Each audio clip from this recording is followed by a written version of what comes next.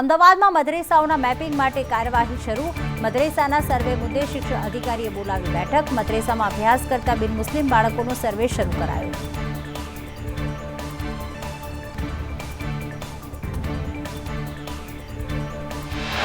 વડોદરામાં વિરોધની વચ્ચે ઇલેક્ટ્રિસિટીના smart meter લગાવવાની કાર્યવાહી. પ્રથમ તબક્કામાં 27,000 સ્માર્ટ મીટર લગાવાયા.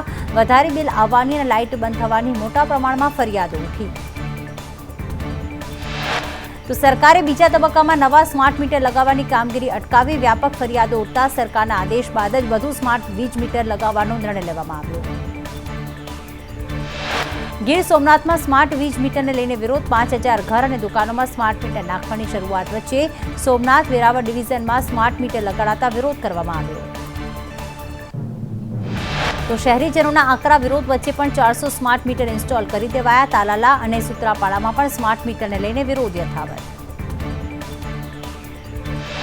રાજકોટ સિવિલ હોસ્પિટલમાં ફાયર સિસ્ટમની જાળવણીના કોન્ટ્રાક્ટમાં કૌભાંડ સામે આવ્યું. કોન્ટ્રાક્ટમાં માલિક તરીકે સિવિલ સર્જન ડોક્ટર રાધેશ્યામ ત્રિવેદીનું નામ વિવાદમાં. લાખો રૂપિયાના કૌભાંડમાં તપાસની માંગ ઉઠી. વાર્ષિક 1,82,000 મેન્ટેનન્સનો કોન્ટ્રાક્ટ સામે 21 લાખ રૂપિયાનો ખર્ચ બતાવવામાં આવ્યો.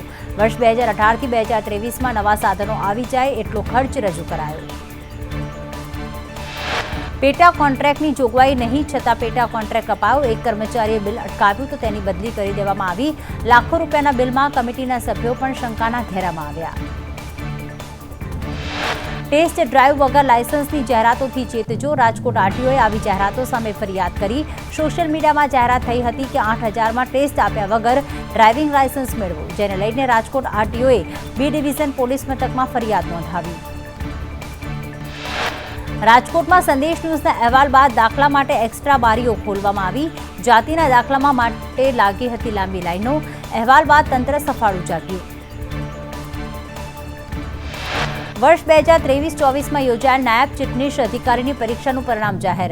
પંચાયત સેવા પસંદગી મંડળના ચેરમેન હસમુખ પટેલે એક્સ પોસ્ટ કરીને જાણકારી આપી. પંચાયત સેવા પસંદગી મંડળની વેબસાઇટ પર પરિણામ મુકાયું. મોરબીના હળવદમાં જોખમી હોર્ડિંગને લઈને તંત્ર એક્શન મોડમાં. જોખમી હોર્ડિંગ દૂર કરવા એજન્સીઓને તંત્રએ જરૂરી આધાર પુરાવા અને હોર્ડિંગ ઉતારવા 3 દિવસનું અલ્ટિમેટમ. 4 જેટલી એજન્સીઝને નોટિસ પાઠવવામાં આવી. નગરપાલિકાએ એજન્સીઝને હોર્ડિંગની મંજૂરી સહિતના દસ્તાવેજો રજૂ કરવા નોટિસ પાઠવી. હોર્ડિંગ્સ મજબૂતાઈ માટેનું સ્ટ્રક્ચર, ઇન્સ્યોરન્સ પોલિસી અને હોર્ડિંગ લગાવવાની મંજૂરી સહિતના દસ્તાવેજો રજૂ કરવા નોટિસ.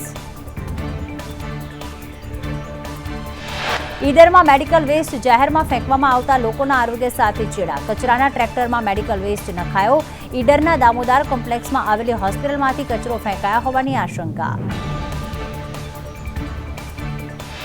તો ભાવનગરમાં મહાનગરપાલિકાના દાવાઓ કરી રહી છે કે પ્રી મોન્સૂન કામગીરી શરૂ થઈ ગઈ છે, પરંતુ એક પણ વિસ્તારમાં મહાનગરપાલિકાની પ્રી મોન્સૂન કામગીરી થઈ નથી.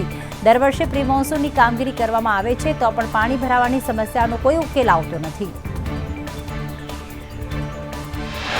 ભાવનગરમાં મહાનગરપાલિકા વોટર વર્કસે ગેરકાયદેસર નળ કનેક્શન કાપવાની કામગીરી હાથ ધરી. 2 દિવસમાં 250 ગેરકાયદેસર નળ કનેક્શન કાપ્યા. પાણી ચોરી કરનાર સામે મહાનગરપાલિકાની લાલાખ. બનાસકાંઠામાં પાણી પુરવઠા વિભાગની કાર્યવાહી. સુઈ ગામમાંથી 75 ભૂતિયા કનેક્શન કાપી નાખ્યા. બેણપ, ભરવા, કાણોઠીમાં ગેરકાયદેસર કનેક્શન કપાયા. તંત્રની કાર્યવાહીને લઈને ભૂતિયા કનેક્શન ધારકોમાં ફફડાટ. સુરતની તાપી નદીમાં જળકુંભીનો જમાવડો. જળકુંભીની વચ્ચે એસએમસીના ફાયરના જવાનોએ લીધી ટ્રેનિંગ. રાંદેરમાં કોઝવેના ઉપરવાસમાં જળકુંભી ફેલાયેલી જોવા મળી.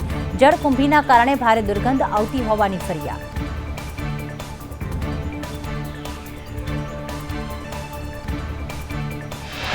સુરતમાં Veer Narmad South Gujarat University action મોડમાં. શહેરની 42 ઇન્સ્ટિટ્યૂટને યુનિવર્સિટીએ ફટકારી નોટિસ.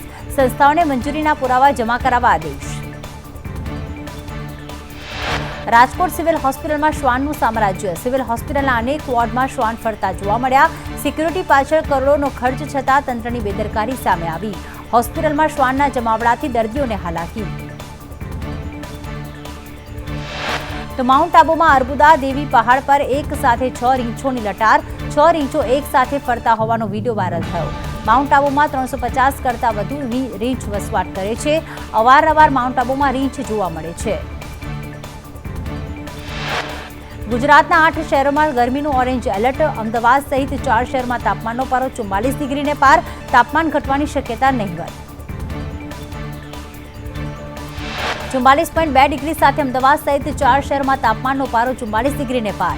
અમદાવાદમાં હજુ 6 દિવસ તાપમાન ઘટવાની શક્યતા નહિવત. અમદાવાદમાં દિવસનું તાપમાન સામાન્ય કરતાં 2.2 ડિગ્રી અને રાતનું તાપમાન 3.5 ડિગ્રી વધુ નોંધાયું. સૂર્યનારાયણ આકરા પાણીએ થતા દેશભરમાં ગરમીથી હાહાકાર. દિલ્હીમાં ગરમીએ 14 વર્ષનો રેકોર્ડ તોડ્યો. દિલ્હીમાં ગરમીનો પારો 47 ડિગ્રીને પાર થયો. દિલ્હીના નસફગઢમાં 47.4 ડિગ્રી તાપમાન નોંધાયું. તો હરિયાણાના સિરસામાં 47.1 ડિગ્રી તાપમાન નોંધાયું. રાજસ્થાનમાં 19 સ્થળે 45 ડિગ્રીને પાર તાપમાન. આગ્રામાં 46.9 ડિગ્રી. રાજસ્થાનના બાડમેરમાં 46.5 ડિગ્રી તાપમાન. તો મધ્યપ્રદેશના ગ્વાલિયરમાં 44.9 ડિગ્રી તાપમાન.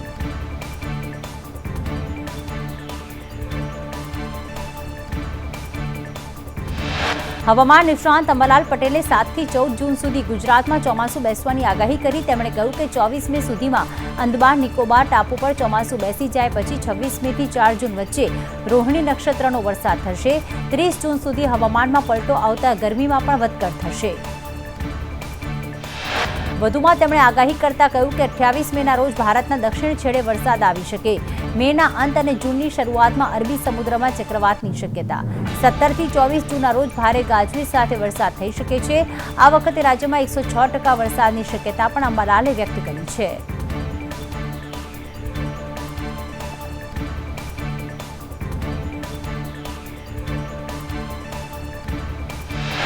અમરેલીના ગ્રામ્ય પંથકમાં કમોસમી વરસાદ. દેવભૂમિ, દેવળિયા, ચકરગઢ, ગોખરવાડા, બગસરા, હામપુર અને કાગડડી સહિતના ગ્રામ્ય પંથકમાં વરસાદ. જિલ્લામાં ચોથા દિવસે કમોસમી વરસાદ યથાવત. બગસરા, હામપુર અને કાગડડી સહિતના આસપાસના ગામોમાં ભારે પવન અને ગાજવીજ સાથે વરસાદ પડ્યો. ગામના રોડ રસ્તા અને ખેતરોમાં વરસાદી પાણી ભરાયા. તો અમરેલી જિલ્લામાં ભારે પવન સાથે વરસાદ. સાવરકુંડલા અને લીલિયા તાલુકાના ગામોમાં કરા સાથે વરસાદ. કમોસમી વરસાદથી ખેડૂતો પર ઘેરાયા ચિંતાના વાદળો. સાવરકુંડલાના વંડા, વશિયાલી, મેકડા, ફાચરિયા, ખાલપર, આકોડા ગામમાં વરસાદ. તો લીલિયાના ઇંગોરાલા, બવાડી અને બાવડા ગામમાં વરસાદ. જસદણ શહેર અને ગ્રામ્ય વિસ્તારમાં ધોધમાર વરસાદ. આટકોટ ગામે મિની વાવાઝોડું સર્જાયું. ભારે પવન અને વરસાદથી વૃક્ષો અને વીજપોલ ધરાશાયી. અમરેલી જિલ્લામાં સતત ચોથા દિવસે કરા સાથે વરસાદ. ધારીના મોરજર અને માણાવાવ ગામમાં વીજળીના કડાકા ભડાકા સાથે વરસાદ. વરસાદને કારણે ખેડૂતોમાં ચિંતા પ્રસરી. તો આ તરફ જૂનાગઢમાં વરસાદી વાતાવરણ. દોલતપરા વિસ્તારમાં વરસાદ. વરસાદને લઈને વાતાવરણમાં ઠંડક પ્રસરી. રાજકોટના જસદણ તાલુકામાં વરસાદ. વીજળીના કડાકા ભડાકા સાથે વરસાદ. જસદણ આટકોટ વિસ્તારમાં વરસાદ. ભારે પવનના કારણે વીજળી ગુલ થઈ.